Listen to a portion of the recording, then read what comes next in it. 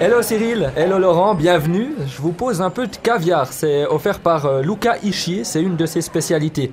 Qu'est-ce que je vous sers à boire? Je prendrais bien un petit pichet de Lindgren, mais je crois que t'as pas encore reçu la version Grand Cru. Hein. Actuellement, on n'a pas encore, mais ça ne saurait tarder. Cyril? Linden, moi, je vais prendre un JVP single malt, s'il te plaît. C'est noté, parfait, je vous sers ça aux deux. J'arrive dans 5. La Stammtisch, proposé par le Journal du Jura.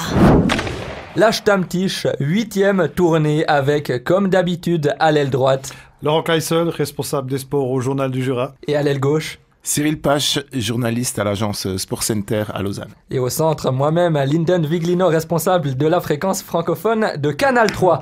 Le moment tant attendu, le tirage au sort de la CAN de Yanis Jérôme Moser. On vous donnera toutes les informations sur ce tirage au sort dans ce podcast. Yanis Moser, un futur joueur de NHL. Je planifie la saison prochaine avec lui, même si je suis convaincu qu'il ne sera plus là. Pour moi, c'est clair, il va jouer en NHL. La question est de savoir quand. Citation de Martin Steinegger dans le Journal du Jura, évidemment. En plus de Gigi MC Moses, nous parlerons de Luca Ischier, on dévoilera notre équipe type, on se mouille un peu plus que d'habitude encore aujourd'hui. On appellera ensuite à Chicago, je vous en dis pas plus, et on conclura avec la NHL justement. Laurent, Cyril, c'est une première, je vous dévoile le thème du quiz dès l'intro, la NHL. Soyez prêts. Allez, la Stammtisch, 8e tournée, on commence à avoir un peu la tête qui tourne après 8 tournées, alors petite carafe d'eau aussi sur la table, c'est parti. Messieurs, on va commencer par parler de l'actu des derniers matchs. En chiffres, c'est 6 victoires en 7 matchs et la seule défaite, c'est en prolongation contre Davos. Bon, sur les 6 victoires, 3 sont face à Rappi. Est-ce que le jeu de Bienne t'a convaincu? Question très simple, Laurent. Tu peux pas commencer par Cyril. Ça dépend, tous les matchs, ça dépend des adversaires. Déjà, cette série, heureusement qu'elle n'est pas tombée au début de saison. On critiquait le calendrier comme quand le HC Bienne avait beaucoup Fribourg, avait des grosses équipes au début de saison. Mais comme le jeu de HC Bienne n'était pas en place, heureusement qu'on arrive de la deuxième partie du championnat avec cette série de matchs un peu plus faciles. Il n'y a pas de matchs faciles, mais des matchs contre les équipes de bas de classement. Le jeu du HC Bienne m'a convaincu, oui et non. Il y a certains matchs où c'est que ça joue bien, où c'est qu'il y a de très belles phases. Puis il y a des matchs, notamment les matchs contre Rapperswil, c'était pénible à voir. Hein. Le hockey aussi, il faut le dire, c'est pénible. Hein. Le match mardi à Rapperswil était très pénible. Il y a toujours par contre, il y a toujours des petites lueurs, des petits éclairs qui font que le HC Bienne arrive à s'en sortir contre des équipes de bas de classement. J'ai bien aimé. Cyril était aussi dans le frigo de la Valachia. On allait ensemble dimanche après-midi. On a l'impression d'être 2 quartiers de viande suspendus dans le frigo d'une boucherie. J'ai bien aimé l'attitude du HC Bienne parce que là, c'était un match très, très, très difficile. Tant Ambry accroché, tant sur chaque puck, même les 3-4e lignes avec des Trisconi, du Dalpian, des Goy, tous ces joueurs-là, ça gratte, mais il y a pas une seconde sans engagement léventin. Et j'ai bien aimé l'attitude de HC Bienne parce qu'ils ont su rester dans leur match. Les Sénandais sont restés du début à la fin. Ils se sont pas fait sortir du match par cette agressivité d'en face. Et ça, je trouve, c'est un peu, je trouve, de cette série-là, un peu le match un peu référence, on va dire. Et Ambry qui accroche bien, qui a même accroché Lausanne chez lui mardi. Cyril, donc tu étais à la Valachia, il y a du mieux dans le jeu biennois ces derniers temps. Ouais, il y a du mieux. Je suis du même avis que Laurent. Le match à Ambry, on va dire, on peut le considérer comme un match référence dans le sens où ils l'ont gagné vraiment dans la tête et au combat, parce que gagner dans une patinoire aussi froide, c'est toujours des conditions difficiles contre une équipe qui est aussi combative et accrocheuse, enfin pas dans le sens négatif, mais qui lâche rien. C'est pas donné à tout le monde. Et d'ailleurs, des équipes qui sont cette saison supérieures au HC Bienne comme Genève ou Fribourg, ils ont eu aucune chance à Ambry cette saison. Et puis Bienne s'en est bien sorti, j'ai trouvé. Et ça, c'était un match important pour toute l'équipe parce que ils ont vu aussi que même si c'est une série de matchs relativement faciles sur le papier, ils ont quand même réussi à s'en sortir au combat, ce qui n'est pas toujours leur principale qualité. Il y avait un fait à Ambry, on avait parlé du match bien Ambry avec des directives données depuis la tribune de presse par une personnalité du staff d'Ambry. Et cette même personnalité, c'est... on va dire, fortement exprimé contre l'arbitrage, quand il y a une grande patinoire vide avec une personne qui hurle à ce point en anglais contre les arbitres, c'est impossible qu'ils n'entendent pas. C'est assez spectaculaire. Hein. Ouais, je crois que maintenant on peut dire son nom. Hein. Il a été dans nos 2 articles de match. On le dit ensemble. Le directeur sportif Paolo Duca. Mais c'est vrai que c'est tout un spectacle de suivre un match avec Paolo Duca en tribune de presse. Alors, il est vraiment à l'extrême, mais c'est vrai qu'à un moment donné du match, Laurent me dit, au moins en bas, les joueurs, ils sentent qu'ils sont soutenus. Puis c'est vrai que quand t'es joueur, enfin, il est à une 10-15 mètres au-dessus du banc de l'équipe, à hurler comme un putois sur les arbitres. Et puis c'est vrai que à ce moment-là, Ambry avait besoin d'être un peu secoué. Et quand t'es joueur, tu sens qu'il y a quand même quelqu'un qui est derrière toi, qui te défend puis qui te pousse, quoi. Et c'est vrai que tu vois ces joueurs, ils sont combatifs pendant 60 minutes, ils lâchent rien, et c'est vraiment dans l'état d'esprit de ce club, quoi. Vous l'avez dit, hein, une série contre des équipes relativement plus faciles. C'est pas la seule raison pour expliquer ces succès à répétition. J'en cite 2, vous me corrigez si vous n'êtes pas d'accord. Joran van Pottelberg, solide ces derniers temps, hein, sur toute la saison pour l'instant, il a plus de 92% d'arrêt et il devient très très bon devant les filets. Autre raison, c'est les nouveaux joueurs, en particulier Luca Ischier, qui est aussi solide. Hein. Je disais les caviars tout à l'heure, 5 assists en 7 matchs. Tant contre Ambry que contre Rapid, il a montré des belles choses. Laurent, t'es convaincu, c'est une bonne pioche cet échange Luca Ischier? Alors sur ce que tu viens de dire sur ces 2 points, je suis d'accord totalement avec Joran van Pottelberg, un peu moins parce que Per Tullingren, qui fait aussi partie de cet échange des nouveaux joueurs, on attend encore de voir le match à Rapperswil, il était autant transparent que Rayala. D'ailleurs, c'était bien des mettre l'un à côté de l'autre, à la limite, ça faisait ça équilibrait les autres lignes. Ischier, oui, j'ai l'impression qu'il se révèle vraiment.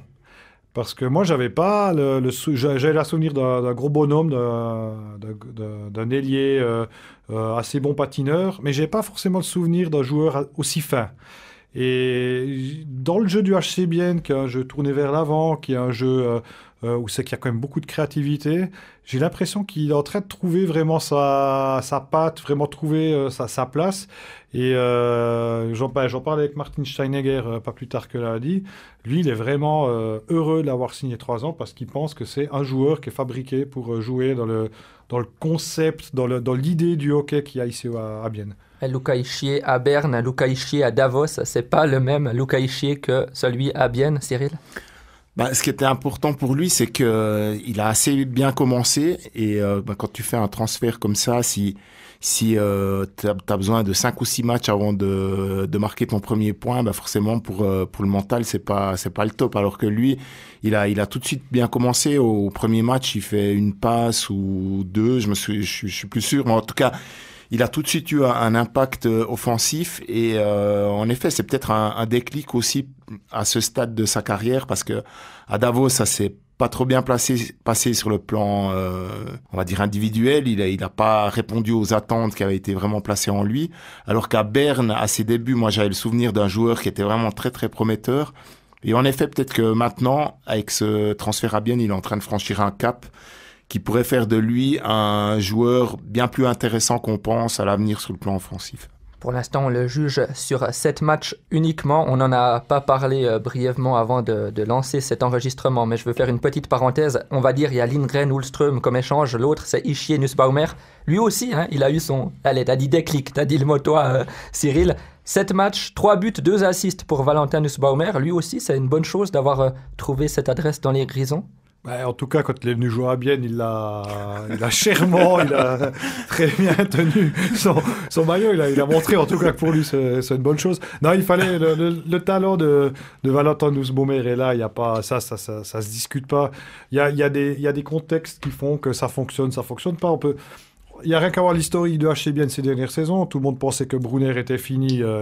Il renaît depuis qu'il est à Bienne. Tout le monde pensait que Kunti est un gars problème. J'ai entendu que du positif avec Kunti depuis qu'il est arrivé à Bienne. Dominique Egli, moi je l'avais vu en préparation, j'avais écrit des papiers en disant que c'était le prochain Romagnosi. Il a fait quelques matchs et ça n'a pas fonctionné, alors qu'il a montré après à Rapperswil que c'est vraiment un bon joueur. Il a montré que tu avais raison. Il a montré que j'avais raison. D'ailleurs, j'ai croisé dans les coulisses, la semaine passée. J'entends une entente cordiale, c'est vrai. Il sait qui c'est qui l'a amené là. Non, ce que je veux dire par là, c'est que les contextes font énormément. Moi, je pense que le fait que Christian Volven soit l'entraîneur, qui est un entraîneur qui l'a connu en junior, qui sait ce que Valentin Nussbaumer a dans le coffre, ça a peut-être fait aussi opérer un déclic chez Valentin Nussbaumer. Après, à Bienne, son geste, après, je mets sous le compte de la jeunesse. Ça a été beaucoup critiqué. Moi-même, j'ai critiqué dans le journal. Cyril a aussi parlé de ça. C'est normal, c'est notre travail, mais je pense que c'est de l'émotion, c'est de la jeunesse. Il faut pas avoir là derrière de gestes mesquins. Il faut pas avoir là derrière c'est quelqu'un qui a sorti une libération. Certains enlèvent le singe qu'ils ont sur l'épaule. Lui, il a montré qu'il était content d'être à Davos. C'est mal tombé, c'était contre Bienne. Il passait devant le banc biennois. Ok, je pense que le prochain match contre Bienne, c'est possible que tout d'un coup, il en ramasse une ou l'autre. Ça peut arriver, mais je pense qu'il ne faut pas y en tenir rigueur. Cyril, sauf erreur, t'en parlais dans ton Hockey Inside. Hein? C'est tout bénef pour Gaëtan Haas, c'est ça? Ah ben là, maintenant, la voie est libre pour le retour de Gaëtan. Il n'a plus rien à craindre à Bienne. C'est toute sa famille, même la famille très élargie pour revenir au match. Revenir à la patinoire tranquille. Voilà, donc il n'y a plus de problème. À mon avis, on peut presque l'annoncer déjà, le retour de Gaëtan Haas grâce à Valentin Nussbaumer. Pour l'anecdote, pendant le match, il y a eu une discussion croisée via WhatsApp avec Gaëtan Haas qui était à Toronto ce jour-là, et c'était assez drôle. Il a dit c'est bon, maintenant la voie est libre. On va pas mettre Gaëtan Haas dans l'exercice qu'on débute maintenant, mais on a décidé de dévoiler nos équipes types, nos 4 blocs offensifs dans ce podcast. Alors il n'y a pas Gaëtan Haas, il n'y a plus Nussbaumer, mais évidemment on peut mettre Richier, on peut mettre Lindgren, on peut mettre tous les blessés actuels. Ça c'est la règle qu'on s'est donnée. Si ça vous va, je commence juste par un bloc. Et je vous pose cette question, j'ai mis le bloc très très original. Künzle, Kunti, Brunner, le bloc actuel. Pour moi, c'est le bloc, le seul que je ne change pas. Je ne vois pas Brunner sans Kunti et vice-versa. Vous êtes d'accord? Tout à fait d'accord avec toi, Lyndon. Je pense que c'est un bloc qui est incontournable et qu'on ne peut plus changer jusqu'à ce qu'ils aient tous arrêté leur carrière. Cyril, tu l'as aussi sur ta petite liste là? Ah ben bien sûr, non, le bloc des Zurichois, là, c'est vraiment... Artonice. Dans les bonnes soirées, c'est vraiment sympa de les voir jouer. On voit qu'ils s'entendent bien, qu'ils ont du plaisir, surtout. Je pense aussi que le retour de Damien Brunner, c'est aussi un peu le retour de la joie dans le jeu du HC Bienne, et ça, c'est important. Kunti, depuis le début de la saison, pour moi, il a presque valeur d'un joueur étranger. En tout cas, au HC Bienne, c'est vraiment lui la locomotive offensivement. Et puis Künzle, moi c'est un joueur que j'adore, quoi. Il prend de la place, c'est un bon buteur, et surtout il a vraiment un bon coup d'œil quand même. Il a le sens du jeu. C'est un très bon passeur aussi. Il est super complet et j'espère que Bienne pourra le garder, même si j'en doute fortement à l'avenir. Alors moi j'ai aussi mis cette ligne. Ah bah magnifique. On est tous d'accord. Artonice, hein. Artonice. C'est 3 joueurs qui sont extrêmement complémentaires. Je parle pas, mais même les caractères là aussi. Hein. Il y a Kunti, le gars un peu plus réservé. Brunner, c'est le gars explosif. Et puis Künzle, ça a l'air d'être le gars un peu plus réfléchi. Je dis humainement parlant, c'est 3 gars qui sont très sympas. C'est des gars ouverts. Donc je pense déjà personnellement, il y a quelque chose qui fonctionne bien. Puis dans le jeu, il y a quand même un artiste. Hein. Luca Kunti, quand on le voit jouer, j'ai l'impression d'avoir les anciennes versions de NHL sur la PlayStation où on pressait la touche accélérée puis il y a le joueur qui avançait tout seul sans bouger les pieds. C'est un peu ça. Brunner, c'est une sorte d'explosivité créative. C'est très différent. On va dire que Kunti, c'est l'explosivité cérébrale parce que ça se passe dans les mains, ça se passe dans la tête. Brunner, c'est le même genre d'artiste, mais lui, c'est plus il est dans l'impulsion, ce qui peut amener ce qui amène de la vie au jeu de Kunti. Puis à côté, on a quand même, il faut quand même rappeler que Kunsley, c'est une bûche, hein. C'est un énorme gars qui peut donner des charges très secs, qui va gratter énormément de pucks. Et comme l'a dit Cyril très bien dit, c'est un joueur qui a le sens du jeu. Il est buteur, c'est un buteur. Hein. Quand il a une bonne occasion, il la met dedans. Mais c'est surtout un gars qui a le sens du jeu. C'est-à-dire qu'il va, avec deux joueurs comme Brunner et Kunti qui aiment avoir le puck, il s'embarrasse pas du puck, mais quand il donne le puck, il le donne bien. Ce qui fait que ces trois-là, ça... Je pense que, d'ailleurs Antti Tormenon les a rapidement mis ensemble. Dès que Lars Jönberg est arrivé, il a fait la même chose. Il a tout de suite compris que ça ne servait à rien de les séparer.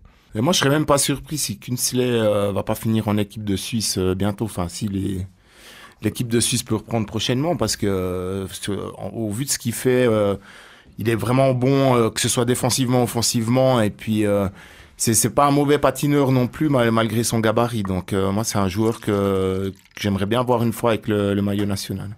Et on ne s'est pas concerté avant, hein, promis, et on a fait, du coup, tout comme les entraîneurs biennois, les trois, le même bloc, donc Brunner, Kunti, Kunsley, et j'en doute pas, on aura des divergences tout bientôt. Là, je vous donne un deuxième bloc dans les quatre que j'ai créés.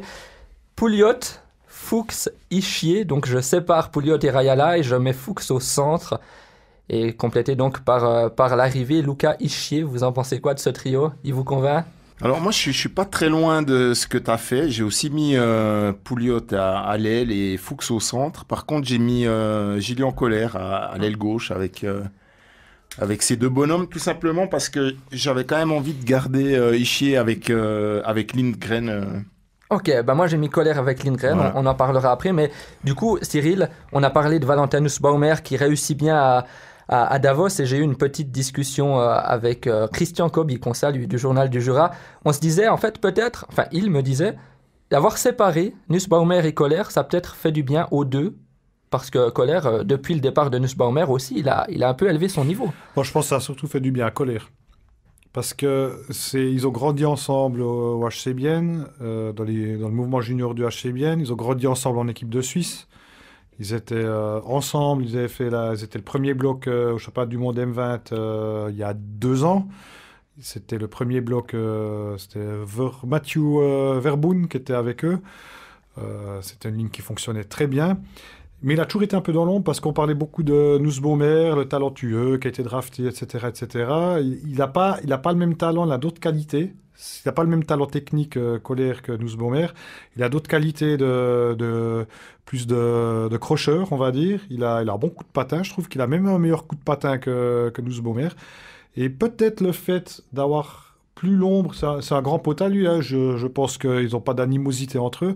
Mais intrinsèquement, sans cette ombre toujours un peu sur lui, cette comparaison qu'il peut y avoir, parce qu'ils étaient toujours dans le même bloc, peut-être que ça l'a un peu libéré. Ouais. Puis c'était un peu difficile aussi, j'imagine, pour eux de jouer ensemble, sachant qu'on voyait très bien que Nussbaumer était pas tellement heureux avec Lars Leuenberger, donc il jouait un petit peu... Enfin, c'est un peu comme s'il traînait un boulet, donc c'était pas productif pour aucun des deux. Et en effet, on voit aussi que Kohler, si on le met avec des bons joueurs, offensivement, il arrive à faire des choses. Et d'ailleurs, c'est un joueur, je trouve, qui a un excellent shoot, quoi. Alors, justement, il a fait une très belle chose à Rapperswil. Toi, tu parles quand on le met avec des très bons joueurs. Et avec Ramon Tanner et Anton Gustafsson, ils ont fait un petit bijou de but. Est-ce que tu considères Ramon Tanner et Anton Gustafsson dans la catégorie des bons joueurs qui peuvent aider Julien Kohler? Alors moi, je le vois plus dans un rôle offensif au HC Bienne. S'il arrive à concocter des bijoux de but avec Tanner et Gustafsson, c'est vraiment qu'il a un bon potentiel offensif, j'imagine. Pouliot, Fuchs, Kohler pour toi, Cyril. Moi, j'ai mis Pouliot, Fuchs avec Ischier. Tu l'as mis où, Fuchs, Laurent? J'ai mis avec Pouliot, mais avec Pouliot au centre.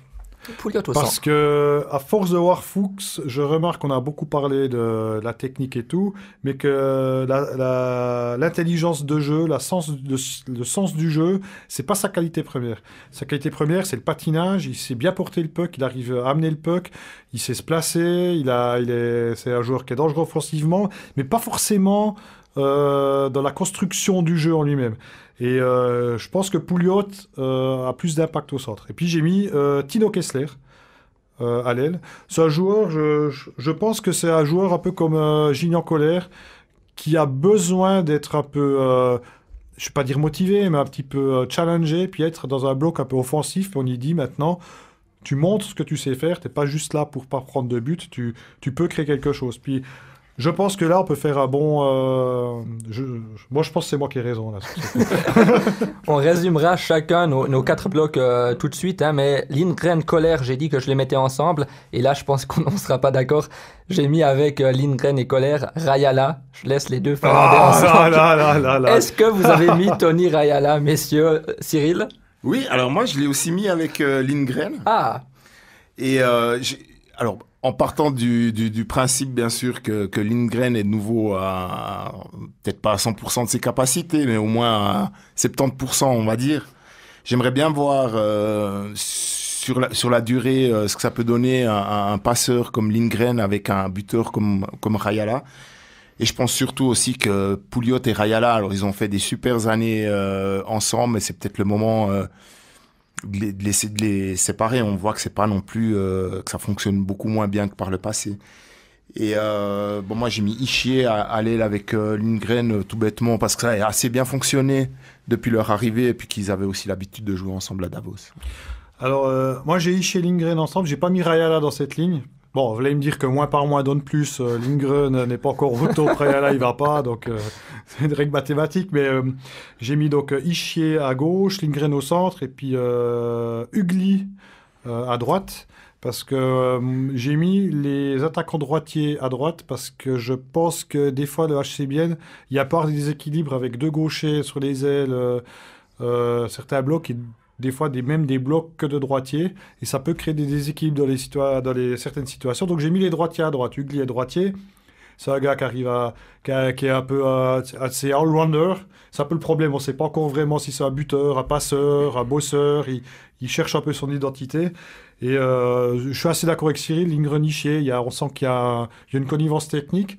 Puis Ugly, ça peut peut-être un peu le pousser à se révéler avec ces deux-là. Je pense que là aussi, j'ai raison. On verra ça cette saison. Un peu par défaut, moi, du coup, mon 4e bloc, c'est Ugly, Komarek, Offert. J'ai préféré eux à, par exemple, Anton Gustafsson. Votre 4e bloc, ce serait lequel, Cyril ?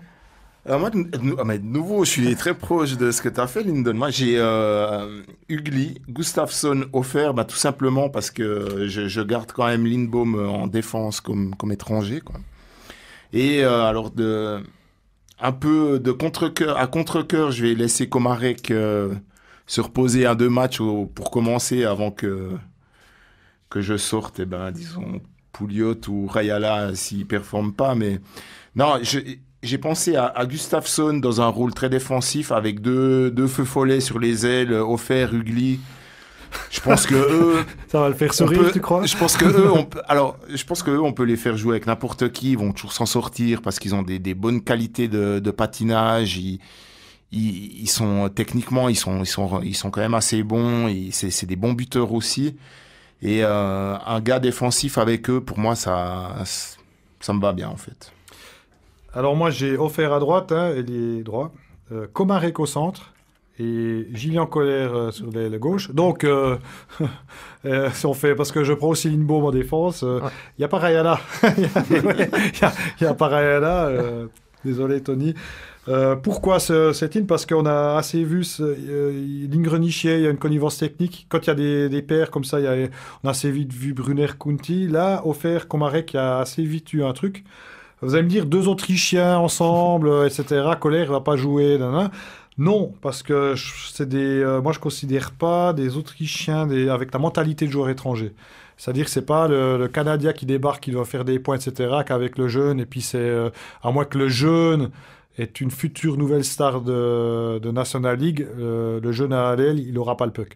Là, je pense qu'il peut avoir quelque chose et aussi créer un déclic du côté de Colère. J'ai volontairement pas mis Gustafsson parce que je pense que le HC Bienne a les moyens d'avoir 4 blocs offensifs qui peuvent être performants les 4 au même niveau. Alors, tout dépend les matchs, tout dépend les soirées, tout dépend l'adversaire en face. Mais j'ai essayé d'avoir 4 blocs équilibrés. Et quand on met Gustafsson dans une ligne qui fait un bon boulot défensif, j'ai encore assez observé. C'était un match pour lui hier finalement. parce qu'il n'y avait pas trop de charge, il n'y avait pas trop d'intensité, il était bien dans son placement et tout, il a initié un but. On voit que c'est devenu du joueur offensif qu'il était, c'est devenu un joueur vraiment à tempérament défensif. Et le HC Bienne, avec la mentalité qu'il y a dans cette équipe, peut avoir 4 blocs offensifs qui tournent à plein régime. Mais là aussi, excuse-moi, j'ai aussi raison. Évidemment, avec la provocation qu'on lui connaît, hein, Klaus Zaug avait déclaré en début de saison dernière, lors de son engagement, que Anton Gustafsson, c'était la première erreur du directeur sportif Martin Steinegger. Aujourd'hui, est-ce que, je vais tourner un peu autrement, est-ce qu'on peut quand même dire que c'est une petite déception, ce Gustafsson, selon vous? Ah ben moi, alors Allez, c'est aussi la première fois que j'ai été très surpris par un choix de Martin Steinegger, parce que, enfin, pour l'avoir vu jouer à Fribourg à l'époque, ça se voyait que c'était plus du tout le joueur qu'il avait été à ses débuts à Langnau. Et alors, c'est vrai qu'on peut toujours avoir l'espoir qu'un joueur rebondisse et fasse mieux, mais pour moi, ça a été un transfert qui correspondait pas à Martin Steinegger, et je l'ai jamais compris, et je suis de l'avis de Klaus Zaug. Pour moi, c'est vraiment une grosse erreur qu'il a fait là. Après, on peut toujours dire, c'est vrai qu'il est défensif et tout ça, il fait bien son boulot, mais je pense qu'on peut trouver des joueurs beaucoup moins chers, j'imagine, qui font le même boulot, quoi. Brunner a rebondi, Kunti a rebondi si on veut, Gustafsson n'a pas rebondi dans le Seeland, Laurent. Je m'offusque. Alors, il va le défendre, il va défendre son directeur sportif. Non, alors il y a déjà, alors je m'excuse, il y a peut-être quelques rares fans de Fribourg-Gotteron qui nous écoutent. Gustafsson a eu des gros problèmes personnels à Fribourg. Des soucis familiaux qui ont tourné à un éloignement de la famille en Suède. Je ne vais pas tout raconter, mais il a fait une dépression. Oui, mais j'avais raconté ça la saison passée au Jardin du Jura. Donc dépression, psychologue, pastilles et tout le truc, la totale. Et j'ai l'impression que depuis, il n'est jamais revenu le joueur qu'il était. Moi, comme Cyril, j'attendais autre chose de Gustafsson, parce que ce n'était pas cette image-là que j'avais. Mais il s'est façonné un rôle. Et il a son utilité dans le contingent actuel du HC Bienne. Alors, de là à dire que c'est une erreur, non. Quand il est engagé, je ne pensais pas que c'était une erreur. Quand tu regardais un peu le contingent du HC Bienne, il y avait une place pour lui, comme ça, du 3-4e bloc. Mais maintenant, je pense que oui, c'est une erreur parce que des centres, il y en a assez. Je pense que si Gustafsson n'était pas au HC Bienne cette année, Valentin Nussbaumer le serait encore parce que c'est un centre. Et puis, il aurait pu avoir d'autres responsabilités. Donc, de ce côté-là, c'est une erreur. Donc, je noie un peu le poisson parce que quand Martin Steinegger fait un choix, quand on est journaliste qui se lâche chez Bienne, on ne le discute pas. Non, moi, je suis pas d'accord. Moi, je trouve que c'est justement, il a pris la place d'autres joueurs. J'ai l'impression qu'on lui a quand même donné un rôle pour justifier le transfert, tout en sachant qu'on s'est trompé. Et puis que, vu qu'il est là, il faut écouler son contrat et donc il faut quand même le faire jouer. Et puis, à la fin, je ne comprends pas ce transfert. Après, je comprends qu'il a eu des problèmes et tout, mais si on met chaque fois les problèmes des joueurs il y a plein de joueurs qui ont des problèmes familiaux, des problèmes privés, tout ça. Pas. Sinon, on peut plus juger aucun joueur. J'essaie de comprendre. C'est différent. J'essaie de comprendre pourquoi ce joueur est le joueur qu'il est maintenant, puis plus celui qu'il était. Ouais, mais je pense pas qu'on peut tellement mettre les problèmes des joueurs dans la balance, parce que sinon ça devient difficile de juger les performances de chacun, parce qu'on connaît pas les histoires privées de chaque joueur. Ouais. C'est pas ça. La chose, c'est que il a eu certains problèmes, oui, qui fait qu'on a engagé un joueur, oui, sans prendre compte de ses problèmes. Oui. Et ces problèmes l'ont peut-être plus impacté. Quand on voit oui, mais c'est pas possible que Martin Steinegger n'était pas au courant de ses problèmes quand il l'a engagé. Ça, je veux pas le croire. Alors là, je partage ton analyse. C'est merveilleux. Hein. C'est merveilleux. Allez, messieurs, on récapitule. Mes 4 blocs, Brunner, Kunti, Künzle, ça change pas, ça on est tous d'accord. Rajala, Lindgren, Kohler, Pouliot, Fuchs, Ischier et Ugly, Komarek, offert. Moi, je mets toutes mes forces en attaque, pas d'étrangers en défense. À toi, Cyril, de récapituler tes blocs. Alors, les Uriquois, bien sûr, intouchables. Ensuite, en espérant qu'ils reviennent à son niveau, enfin, 2 joueurs que j'espère qui réussissent à revenir à leur niveau, c'est Lindgren, Rajala, épaulé par Ischier.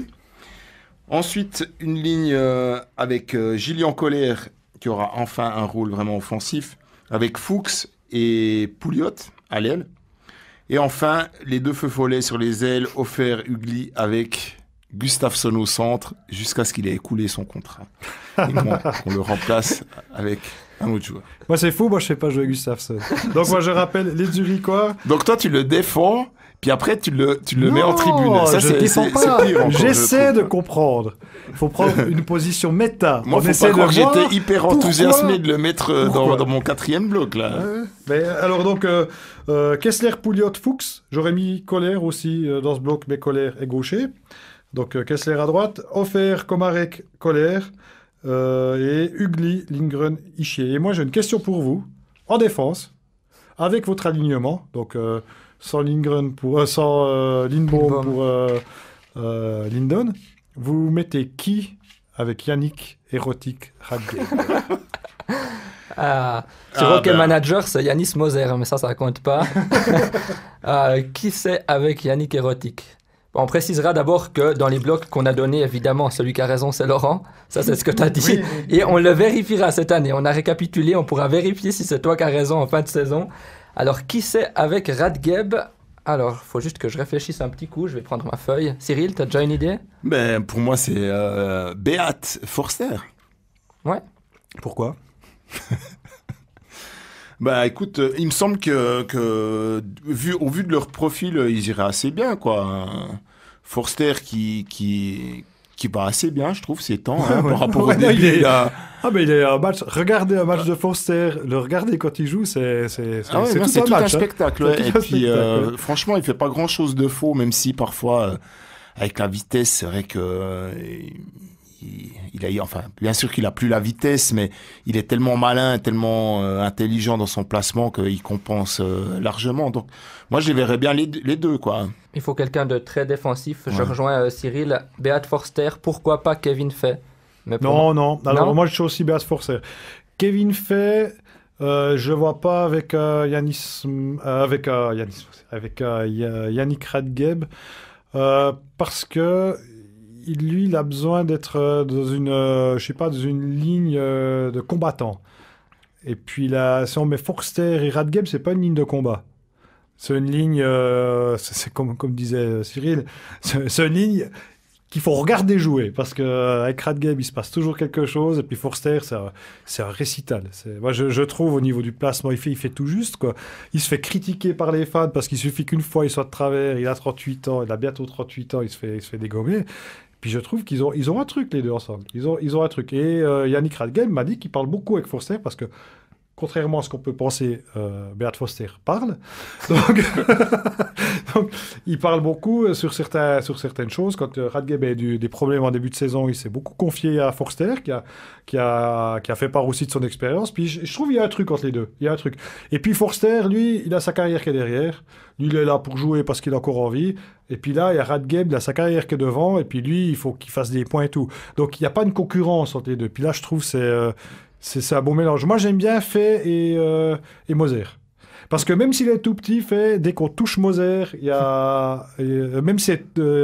dès qu'on touche Moser, il va y aller, il tient son rôle de capitaine, une sorte un peu de grand frère. Puis ça, j'aime bien la paire, les deux ensemble. Ouais, grand frère, justement, Beat Forster aussi, il transmet son expérience aux jeunes, il parle, tu as raison, Laurent, j'avais remarqué au dernier match à domicile, il a pris un moment pendant le match, pendant que le jeu se déroulait, ils étaient évidemment sur le banc. Gillian Colère à côté de lui, et pendant, je sais pas, une minute, il lui expliquait, je ne sais pas, un schéma de jeu, il lui expliquait une erreur qu'avait commis Colère. Donc, Beat Forster parle. Ça, c'était pour c'est l'info du jour. Est-ce qu'on oublie aussi un peu, parce qu'on l'a connu plutôt en fin de carrière, Forster, c'est qu'à l'époque, à Davos et à Zurich, c'était un joueur, un défenseur offensif, quoi. Enfin, en tout cas, un défenseur très complet qui faisait pas mal de points, quoi. Il a en fait, sauf le gabarit, on va dire, Yanis Moser a un peu ce profil, un défenseur complet, ouais. Sauf que Moser a peut-être plus de talent intrinsèque que Forster, mais sur le profil, c'est un peu le Forster jeune. C'est du Moser. Hein. Ouais. Et il vient d'une, sauf erreur, il vient d'une famille de lutteurs où lui a fait de la lutte en tout cas, et puis C'est vrai que moi, j'ai le souvenir d'avoir joué contre lui quand il était tout jeune. Il était sauf erreur en prêt à Holton. Et j'avais été impressionné déjà par ce jeune défenseur avec une grille que tu n'arrivais pas à bousculer ou à faire bouger sur la glace. Et c'est là, je sais plus qui m'a raconté justement qu'il faisait de la lutte et du coup, il était très fort sur ses patins aussi. Il avait le centre de gravité, il savait toujours encaisser les impacts et tout. Puis c'est vrai que il était vraiment déjà impressionnant tout jeune, quoi. Ben, on a enregistré nos équipes types et comme je l'ai dit, on va réécouter ça en fin de saison pour voir qui de nous trois a le plus raison. C'est moi. Toi. On va transmettre en tout cas ces propositions à Lars Leuenberger évidemment et dans un prochain épisode, on parlera sans doute de notre équipe type, de toute l'histoire du HC Bienne et dans cette équipe type là, il y aura bien sûr, j'imagine, Patrick Kane, l'attaquant américain des Chicago Blackhawks. D'ailleurs, à son propos, Cyril vous a concocté une petite surprise. Oui, Lyndon. Par un heureux hasard, je suis tombé sur le numéro de téléphone de Patrick Kane. Durant le lockout de 2012-2013, il avait émerveillé le bon peuple de feu le stade de glace. Qu'est-ce qu'on fait? On l'appelle? Oui! Super, Cyril! Tu es vraiment génial! Tu es le meilleur journaliste de Suisse romande! Merci les gars.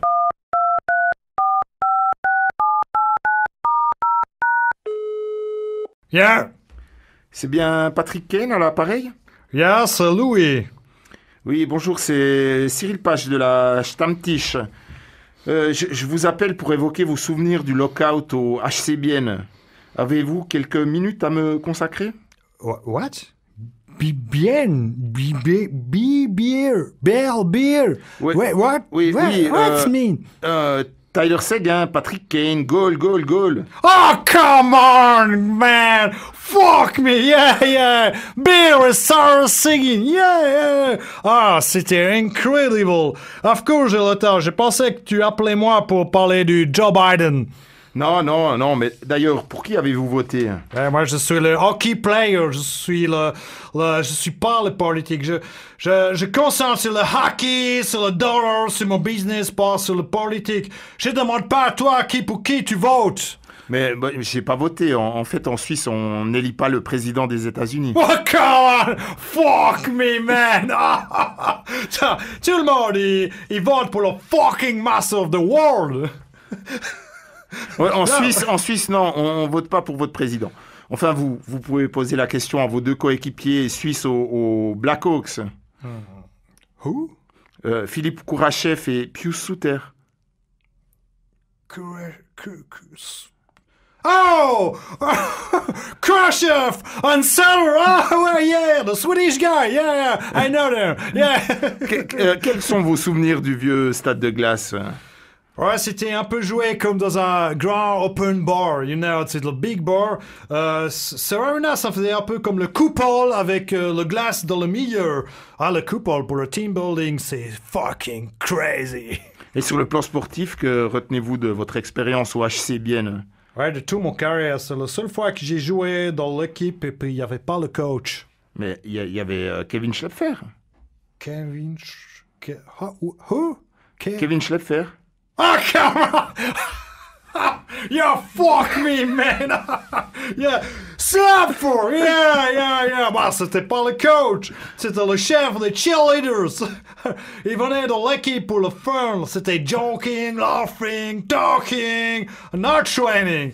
Ouais, j'ai beaucoup aimé le rire, le fun avec lui. Et pendant les games, c'était crazy d'avoir le chef des fans on the bench. C'est le seul fan qui ne drink pas l'alcool, qui est bourré comme tout le monde. C'était complètement crazy. Et aussi, Mathieu de Chantré a pris sa retraite sportive au terme de la saison passée. Vous savez qu'il est devenu une légende? Who is it? Chanter. Chanter en français, c'est the chante, tu chantes, c'est la chanson, c'est Born in the USA! I was born in the USA! Non, Mathieu Chantré. Oh, yeah! Tu parles de Matthew! Matthew? He's a legend, really? Oui, oui, vraiment. Mathieu est devenu une légende au HC Bienne. No. Je dois dire à ma femme, Karen, you know it. Mathieu, you're not the little guy, the very little guy. It's a legend, yeah, really, a legend. Karen can't stop laughing. Il y a même un film qui vient de lui être consacré. Hein. Oh, fuck me, man! A movie! About Matthew! Hey, Karen! Come on! Matthew is a TV star! He's on Netflix! Yeah! Really, Non, really, pas really, Netflix. yeah. Sur Télé Bilingue. C'est un peu notre Netflix local. Hein. Ah, come on! Fuck me, man! Hey, Karen! Matthew is on Netflix! He's a legend! Oh, c'est incredible! Now, Matthew is a millionaire! Je constate que vous avez quand même bien appris le français durant votre séjour à Bienne. Yeah. Karen, listen. Baby is crying. Karen n'est plus là, je peux parler maintenant. Hey Bill, c'était mieux avec les filles qui speak le français. C'était plus open girls. Hey, I know you know what I mean. Alors avec Tyler Seguin, on a beaucoup approfondi le France. En tout cas, au prochain lockout, j'ai l'impression que vous êtes prêt à rejoindre le HC Bienne à la nage. What? Bien? Beer? What mean? Oui, HC Bienne, et Bill, Tyler Seguin, Patrick Kane, goal. Come on, fuck me, oh man. No problem, on arrive tout de suite avec le Tyler Seguin. Mais il y a une condition. Il faut que Slapfer, ça soit le coach. Et avant de raccrocher Patrick Kane qui a tenu à saluer tous les fans de Bienne, évidemment. Allez, on revient sur le HC Bienne, sur l'actu récente, l'actu dans un futur très très proche. C'est le prochain match dimanche à domicile face à Berne. Berne joue encore, si jamais on l'avait oublié, c'est comme Lausanne, ils sont toujours dans le championnat. Si jamais Berne, qui est lanterne rouge, 19 petits points en 20 matchs, avec les quarantaines évidemment à répétition, Berne compte 10 matchs de moins que Bienne. Bienne-Berne, les deux équipes se sont affrontées 2 fois, c'était le 20 et le 23 octobre. À Bienne, victoire 4-3 de Berne. Dans la capitale, victoire des Ours 6-0. Sauf erreur, c'était 2 matchs pour Elien Pope au but.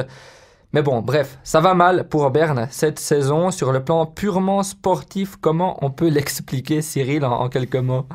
Mais t'as bien fait de rappeler qu'ils étaient toujours dans le championnat. C'est vrai que, à force, on a tendance à un peu oublier ces équipes qui sont en quarantaine, dans des quarantaines interminables. Et personnellement, je vois pas tellement comment ils vont terminer ce championnat. Et vu de l'extérieur, j'ai vraiment l'impression qu'ils ont bâché depuis un moment. En tout cas, Marc Lutti, on sent bien que lui, ce qu'il attend, c'est la fin de la saison et puis que tout soit terminé, quoi. Sportivement, c'est une équipe... Excuse-moi de te couper. Sportivement, je crois qu'il faut applaudir. Parce que Berne, c'est quand même le dernier champion de Suisse en titre. Hein. Il faut le rappeler. Hein. C'est vrai. Ça paraît très, très, très lointain, mais il faut le rappeler. Non, sportivement, on a vu qu'ils n'ont pas réussi à se relever de la saison dernière où ils avaient... Enfin, avant que ça s'arrête, ils n'étaient quand même pas qualifiés pour les playoffs. Et cette année, c'était encore pire avec on voit en Suisse à quel point un mauvais départ conditionne toute une saison. Et pour eux, c'est mal parti avec un mauvais coach, des mauvais choix. Alors qu'il y avait quand même eu une immense embellie au printemps avec la nomination de Florence Schelling au poste de directrice sportive. Je crois que ça avait redonné un assez grand capital sympathie au club bernois. Ça avait surtout fait le buzz. Ça avait fait un gros buzz, mais on sentait quand même en connaissant un petit peu Marc Lutti, on voyait quand même qu'il était sincère par rapport à cet engagement et que c'était pas juste un coup marketing pour faire parler du club. Au contraire, je pense qu'il croyait vraiment en cette jeune femme et c'était une saison difficile pour elle. D'ailleurs, je te laisse enchaîner, Laurent, avec l'arrivée de Raffiner, qui est quand même un des top managers en Suisse, si c'est pas le top manager. L'arrivée de Reto Raffiner, et t'as dit, il croyait en cette femme, il n'y croit plus, Laurent. Elle a perdu un peu de crédibilité. Ça, faudrait demander au bureau de la salle réservée à Marc Luthier à la Post-Finance Arena quand il mange tout seul avec sa table en regardant les informations sur la chaîne suisse alémanique.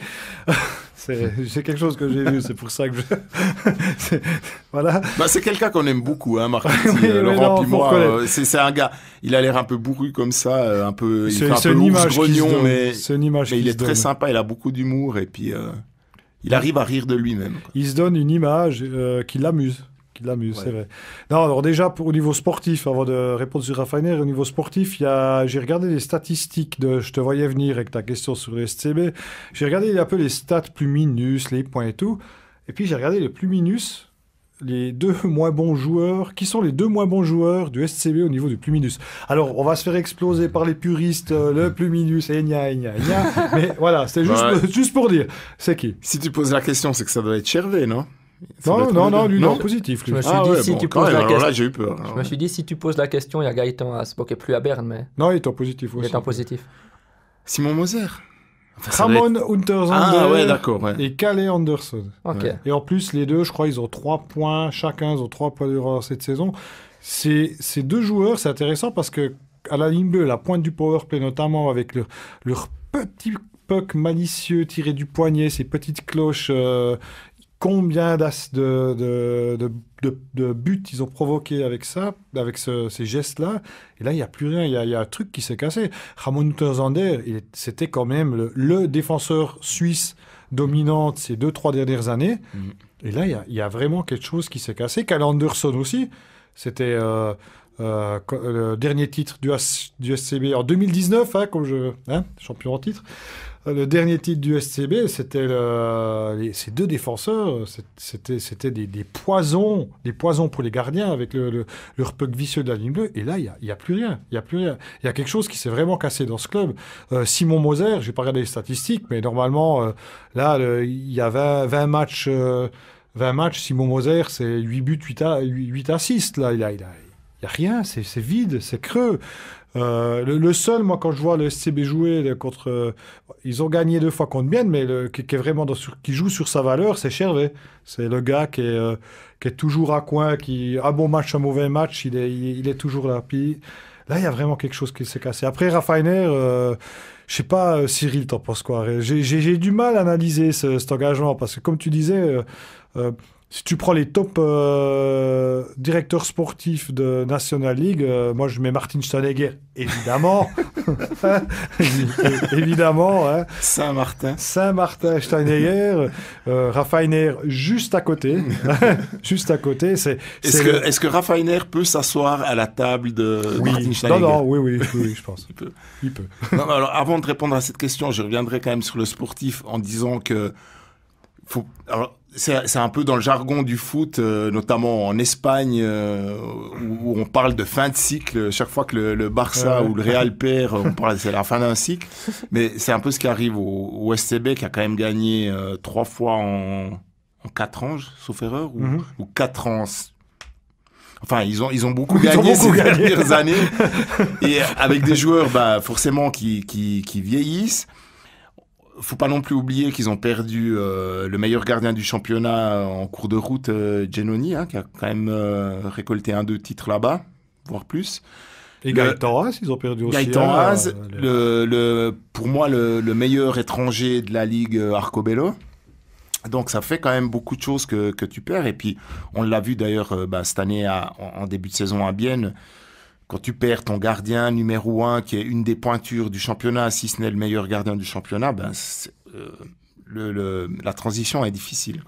Alors, quand on parlait de Rafainer, Florence Schelling, il y a eu, comme expliquait Cyril, il y a eu un peu un buzz autour de l'engagement de Florence Schelling. Après, on peut dire, si ça avait été un homme, serait discuté et tout. Moi, je pense pas, parce que la situation actuelle, à part, elle s'est trompée sur l'engagement de l'entraîneur canado-autrichien Narbauer, excusez-moi. Et elle s'est un peu trompée là-dessus, mais finalement, l'équipe, elle était déjà là quand elle est arrivée. On peut pas pointer Florent Schelling sur ses choix sportifs. Ça peut arriver de se tromper sur donner une chance à un entraîneur et puis c'est pas le bon. Ok, ben voilà, ça peut arriver. C'est peut-être pas tombé au bon moment, mais ça peut arriver. La chose, c'est quand même un mauvais signe dans le sens que, avec le buzz qu'il y a eu autour, même dans la presse canadienne, on a parlé de l'engagement du plus grand club au niveau supporter, etc., d'Europe, qui a engagé une femme comme directrice sportive. D'ailleurs, c'était une première mondiale. C'était une première mondiale à ce niveau-là. Niveau-là. Je pense bien qu'il y a des femmes directrices sportives dans d'autres clubs, mais à des niveaux inférieurs. C'était une première. Il y a eu beaucoup de buzz là autour. Donc, le SCB était un peu pieds et poings liés. Par rapport à ça, ils ne peuvent pas se séparer. Donc, elle n'est pas coupable de ce qui arrive au SCB, parce qu'elle arrive en cours de route, l'équipe était déjà là. Et on lui met Reto Raffiner, qui est qui est devenue très rapidement une figure importante, une figure emblématique du business de National League. C'est quand même un message très négatif. Ça veut dire, on ne peut pas te foutre dehors, mais on te met quelqu'un quand c'est plus que toi. Donc, moi, je trouve le message, il est assez négatif. La chance que le SCB a, c'est que Reto Raffiner, on le dit à chaque émission avec Cyril, quelqu'un qu'on apprécie beaucoup, c'est quelqu'un de très intelligent, puis je pense que lui, ils ont la bonne personne pour gérer ce poste de, c'était quoi, Chief CSO, Chief Sport Officer. Ce qui est tout nouveau dans le business du hockey. Hein. Disons, même si les réactions autour de l'engagement de Raffiner dans la presse en général, c'était c'est une bonne chose pour Florence Schelling parce que en fait Reto Raffiner va l'épauler, la bonifier, l'aider dans son travail. Alors oui, je pense que Reto Raffiner est un gars très intelligent qui a plus à gagner en faisant en sorte que Florence Schelling paraisse bien dans toute cette histoire que l'inverse. Par contre, à terme, c'est clair que c'est lui qui va prendre toutes les décisions, c'est lui qui va prendre la main sur tout l'aspect sportif.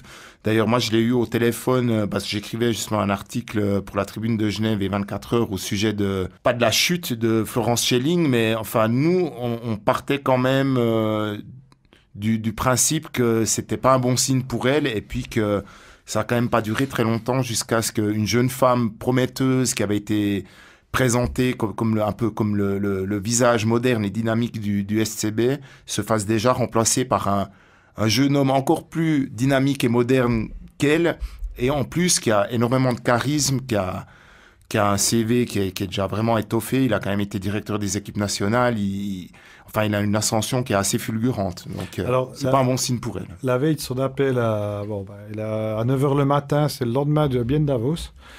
Le match perdu 3-2 en prolongation par le HC Bienne. On était avec Cyril à ce match-là, puis on connaît bien Reto, on discutait, tout, et puis il nous dit, vous savez, moi je suis toujours ouvert aux journalistes, ça fait partie de notre business, on doit se mettre en vitrine, puis moi jamais je ne mentirai à un journaliste. D'ailleurs, Cyril, si tu m'appelles demain, je te réponds, puis je te dis les choses. Et puis Cyril a dit, ok, je t'appelle demain, puis Reto Raffiner a dit, ok, 9h. Et puis à 9h le lendemain, il y a le communiqué du SCB qui sortait, comme quoi Reto Raffiner était engagé comme directeur sport, CSO du Et SCB. c'est vrai que ce soir-là, je me souviens que, tout le monde pensait que Chris Maxorley allait devenir le nouveau, CSO du SCB. Puisque le premier, puisque lui aussi convoitait ce poste et c'était presque acquis que ce poste lui revienne. Et ce soir-là, je me souviens d'avoir demandé à Raffiner, alors pour Max Orley, c'est fait là, c'est signé. Et je me souviens que j'ai eu un petit moment d'hésitation parce que je l'ai trouvé très bizarre dans sa façon de me regarder quand je lui ai posé cette question. Alors, je sais pas s'il s'est dit, mais qu'est-ce qui se passe? Est-ce qu'ils ont engagé Max Orley dans mon dos puis ils m'ont rien dit? Ou alors, il faisait un effort pour pas que je remarque qu'il avait un petit truc à se reprocher, quoi. Alors, pour Reto Raffiner, pour finir sur le dossier Raffiner, c'est pour moi, dans une dizaine d'années, c'est le prochain président de l'IHF. Il fait tout pour. Il participe beaucoup à des réunions de l'IHF déjà maintenant pour représenter le hockey suisse. Il a tout. Il a le profil, il est polyglotte, il est jeune, il est dynamique, il a tout. Et je pense que lui, dans sa tête, il a dû se dire que Ça serait une question qu'il faudrait y poser la prochaine fois. Le SCB, plus grande organisation de hockey d'Europe, c'était peut-être le meilleur tremplin pour atteindre la présidence d'IHF. Bon, par contre, le HC Davos, tu as quand même le rayonnement de la Coupe Spengler. Hein, aussi, à l'international, c'est aussi très, très fort. Et tu te souviens ce que nous a dit Raphaël le lendemain, là, quand il y a ce communiqué qui est arrivé, j'avais en film dans ma tête tout ce que Raphaël nous a raconté. Il a dit, mais vous savez, moi, ma campagne de transfert, elle est faite. Tous les noms qu'il y avait dans les journaux, là, c'était confirmé après, la Wellinger, réglé, tout ça. C'est juste, c'est correct. Ma campagne est faite, il y a juste les étrangers. Ah, puis ça, les étrangers, pour un directeur sportif, c'est pas le problème. Il est en train de nous dire qu'il avait fait le boulot, que le bureau était propre, il avait passé du gel hydroalcoolique pour bien tout nettoyer, puis qu'il pouvait partir tranquille, que le prochain, il arrivait, il avait qu'à traiter les dossiers étrangers, puis ça, c'est pas compliqué. Le lendemain, c'est venu, il y a tout le puzzle s'est mis en place. Ouais. Par contre, concernant Raffiner, il y a quand même un truc qui circule à beaucoup de places, je l'ai vu sur les réseaux sociaux, c'est des reprises par des sites ou même je ne sais pas si je l'ai lu dans des journaux, mais en tout cas, c'est souvent repris comme quoi Reto Raffiner est candidat à la succession de René Fazel à l'IHF, ce qui est faux. C'est faux, ouais. Il est simplement candidat au council de l'IHF, donc dans le conseil exécutif de la Fédération internationale de hockey et pas à la présidence. D'ailleurs, il nous l'a dit que on y avait parlé une fois un peu off. Il nous a pas dit non, que c'est pas le poste de président de l'IHF, que c'était pas quelque chose. On sent qu'il est intéressé à ça, mais pas à ce stade de sa carrière. Tranquille, voilà. Il a 39 ans, je crois, hein, 39, 40. Hein. Ça, c'est plus un poste que tu prends quand t'es dans la cinquantaine d'années. Quoi. Puis une bonne relation avec le président biélorusse aussi. Oh. Tu veux qu'on enchaîne là-dessus? C'est bon, parce que là, on va faire un numéro spécial, si tu veux. Mais tu l'as dit, Laurent, avant de partir de Davos, Raffiner qui a signé Wellinger, Egli et aussi Schmutz pour citer seulement les trois anciens biennois, Bienne, Berne. C'est donc l'affiche de dimanche. On va faire encore une petite parenthèse sur Yannis Moser. On l'a dit dans l'introduction, la canne de Yannis Jérôme Moser était à gagner sur nos réseaux sociaux. On a fait le concours sur Facebook, sur Twitter. Eh bien, le tirage au sort sera publié vendredi après-midi, je pense aux alentours de 14h. Tirage au sort pour savoir qui c'est qui gagne la canne de Yannis Moser. Potentiel, selon les dires aussi de Martin Steinegger, joueur de NHL dans un futur relativement proche. Et ça me permet de faire la transition sur le quiz qui porte cette semaine sur la NHL. Car oui, la Ligue nord-américaine a repris et on en parle avec quelques questions.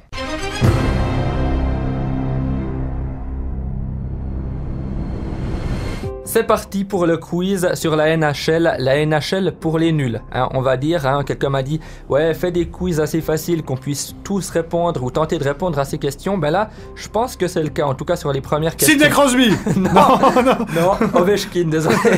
Non, je vais pas chercher des stats avancées, je vais pas vous demander le Corsi des San Jose Sharks. C'est relativement simple, il faudra être rapide. Du coup, Cyril Laurent, la première. Allez. Bon, moi, je suis plus NFL ces temps-là. Ouais. Mais, Tom Brady.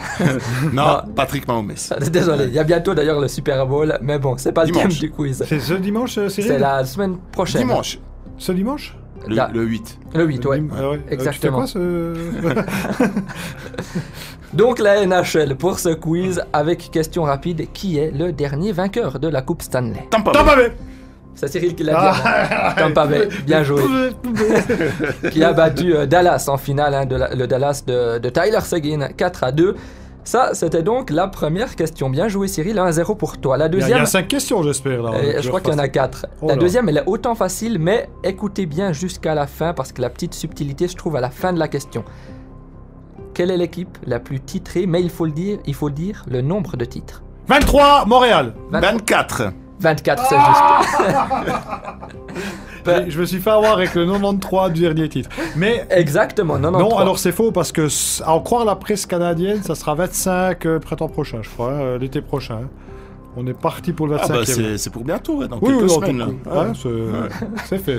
Hein. C'est bien parti en tout cas, mais c'est bien parti pour Cyril aussi, 2-0.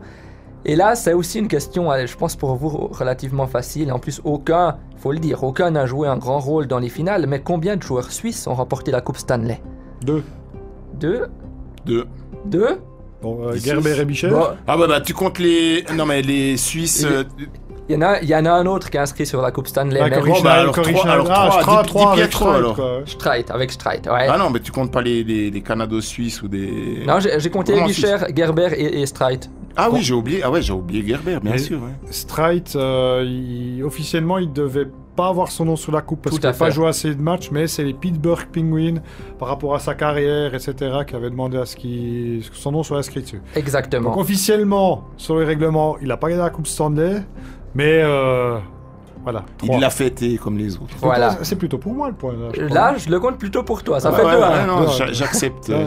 j'accepte. Merci Cyril. Et là, ça Très se sport. complique. C'est Je rare, ça. pense que ça se complique. La question, elle est ultra compliquée. En tout cas, selon moi, elle est très compliquée pour faire toute la liste. Donc, je vais vous demander un chiffre. Combien, il faut le dire le chiffre, pas les noms pour l'instant, combien de joueurs de l'actuelle équipe du HC Bienne ont été draftés en NHL? Un Oh chiffre. putain. Elle est compliquée, j'avoue, c'est la dernière question. Hein. Je pouvais pas faire que facile. Il est où mon téléphone? Ah Non, attends, Non, non, non, c'est non, faux. non, je- non. Ouais, mais attends, non, je peux reprendre ma réponse. Je dis pas s'ils ont joué ou pas, je dis drafté, seulement drafté. Je dirais 2. 2, Laurent, c'est pas 2. La parole. J'ai déjà 4 là. T'en as 4. Ouais, Pouliot, Kunti. Pas obligé, Ah, hein. oui, j'ai C'est un oublié chiffre Pouliot. pour l'instant, on fera la Ouais, liste il y a après. Pouliot, Kunti. Il y a Il y en a beaucoup. Lindbaum, pas Lindgren, je crois qu'il a pas été drafté, Lindgren, mais là joue en NHL. Kunsley, il a pas été drafté, lui? Oui, Kunsley. Non, Kunsley, il a pas été drafté. Non, c'était pas Kunsley. Allez, un il y a. Je vous fais toute la Ah, liste. Fuchs. après. Fuchs? Non, lui, il a. Fuchs? Ah non, il a pas été drafté. fait un camp Moi d'entraînement. j'avais 4, je suis arrivé à 4. 4, c'est pas 4, Cyril. Jusqu'à ce qu'il y ait le bon chiffre, je vais vous donner Non, la mais bah, c'est parole. six, plus, alors. c'est plus. Six, c'est- Ah, il y a Gustafsson aussi. C'est pas Gustafsson. 6, c'est pas 6. Ah non, attends, il y a Gustafsson Gustafsson, aussi. c'est le premier auquel j'ai pensé, là. Gustafsson, Von Bah, Van Pottelberg, Pottelberg, 9. 9, c'est pas 9. C'est pas 9, c'est pas Ah, 6. c'est 8, alors c'est 8. Cyril, c'est à toi. 12. Non, C'est tu 8. disais 8, c'est 8, bien joué. Ouais. 2 à 2, je vous fais la liste. Dans l'ordre, il y a Beat Forster, Phoenix Alors, Coyote, attends, on les fait, on décrit un petit peu. Beat Forster, 2001. Ensuite, le suivant, c'est en 2003 par les Edmonton Oilers, Pouliot. Pouliot. Qui Ensuite, a en très peu joué en 2005, NHL. hein. c'est ça. En 2005, Dallas Star, Perttu Lindgren, hein, c'est un peu Ouais, plus Il a compliqué. très peu joué en NHL aussi. Tampa Bay Lightning 2007, c'est un Zurichois, Kunti. Kunti. Ensuite, Il a très peu joué en NHL aussi. voilà. du tout, Il n'a ouais. pas du tout joué. Ensuite, il y a, vous l'avez cité, Anton Gustafsson par les Washington Les Capitals Capitals. en 2008.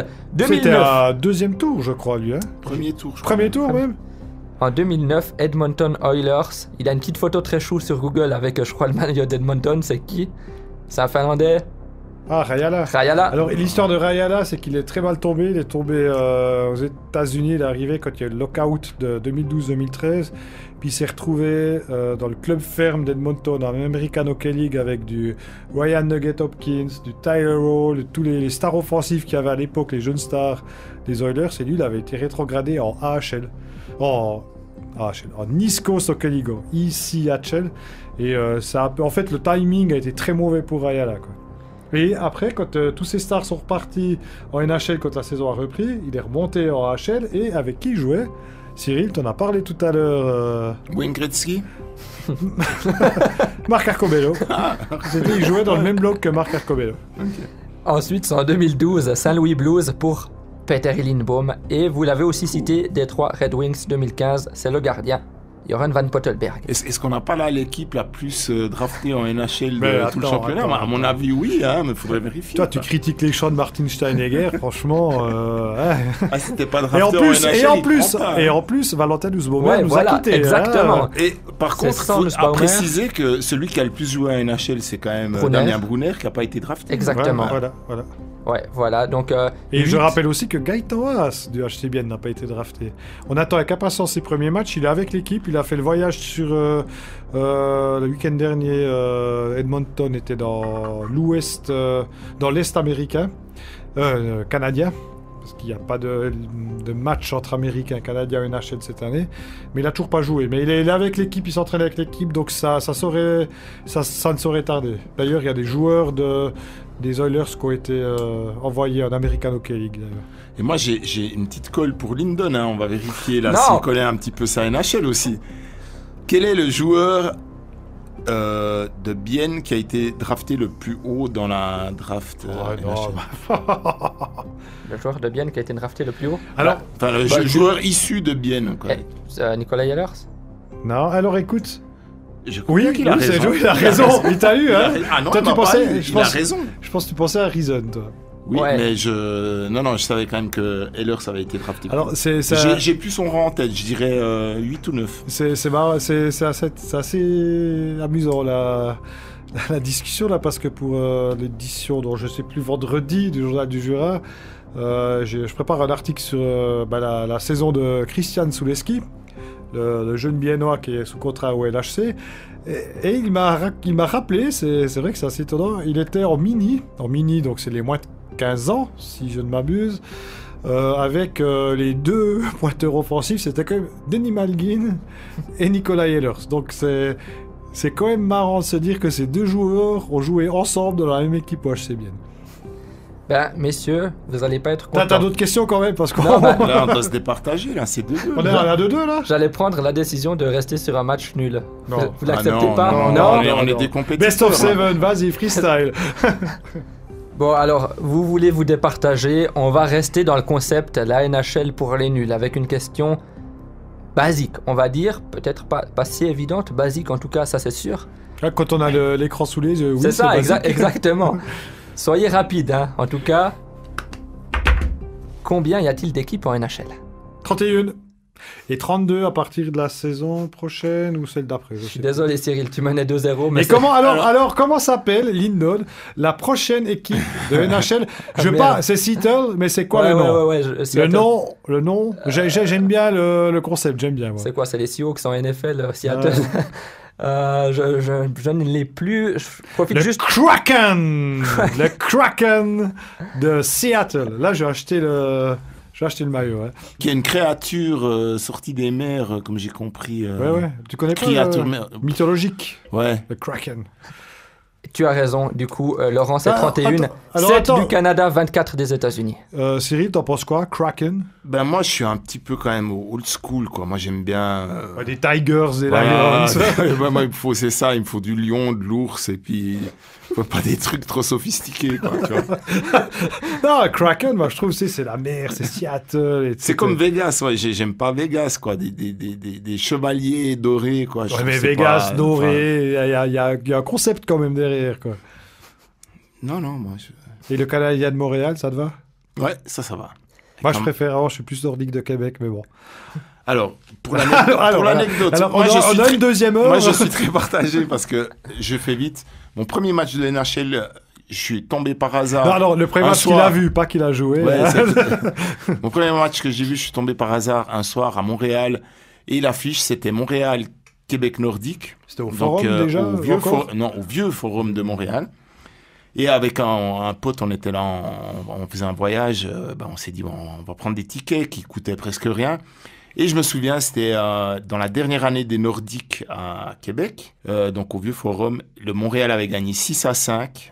Hat-trick de Pierre Turgeon qui venait d'être transféré. Pierre Turgeon. Mais c'est vrai que je suis aussi très attaché au Nordique, notamment au travers de la série mythique Lancez compte que Le Lindon, national- tu ne connais le pas national parce que de t'es beaucoup Québec. trop jeune, ouais. Marc Gagnon, ça te dit rien? Pierre si. Lambert.